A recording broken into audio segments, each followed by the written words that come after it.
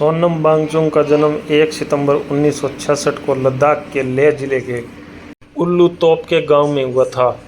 उनके पिता सोनम वांग्याल कांग्रेस के एक प्रसिद्ध राजनेता थे।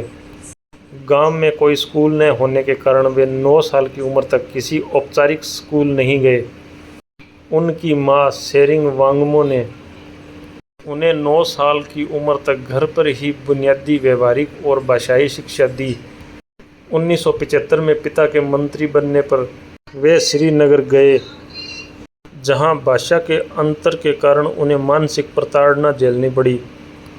इस माहौल से तंग आकर 11 साल की उम्र में वे अकेले दिल्ली भागे और केंद्रीय विद्यालय के प्रिंसिपल से मिलकर खुद दाखिला लिया। उन्होंने 1987 में NIT श्रीनगर से मैकेनिकल इंजीनियरिंग में BTech की डिग्री पूरी की।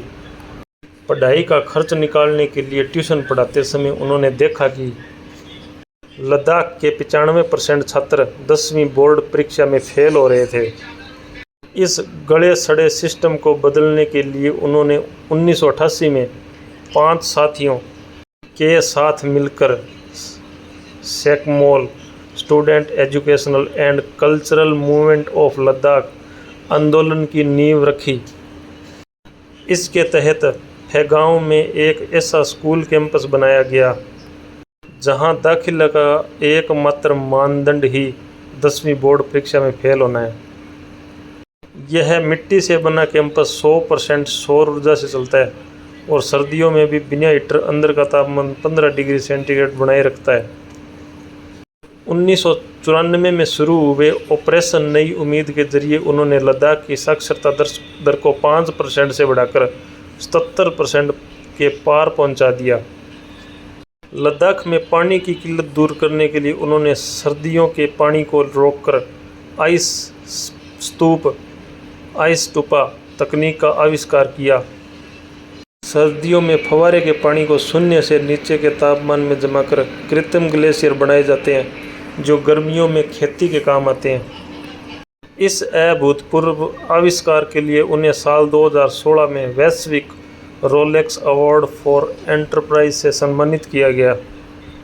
2015 में उन्होंने उच्च शिक्षा में व्यवहारिक सुधार के लिए अपनी पत्नी गीतांजलि आंगमो के साथ मिलकर HIAL विश्वविद्यालय की स्थापना की।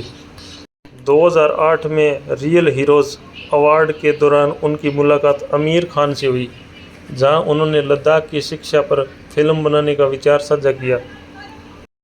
ब्लॉकबस्टर फिल्म 3 इडियट्स का मुख्य किरदार फुनसुक वांगडू काफ़ी हद तक सोनम वांगचुक के जीवन और आविष्कारों पर आधारित था।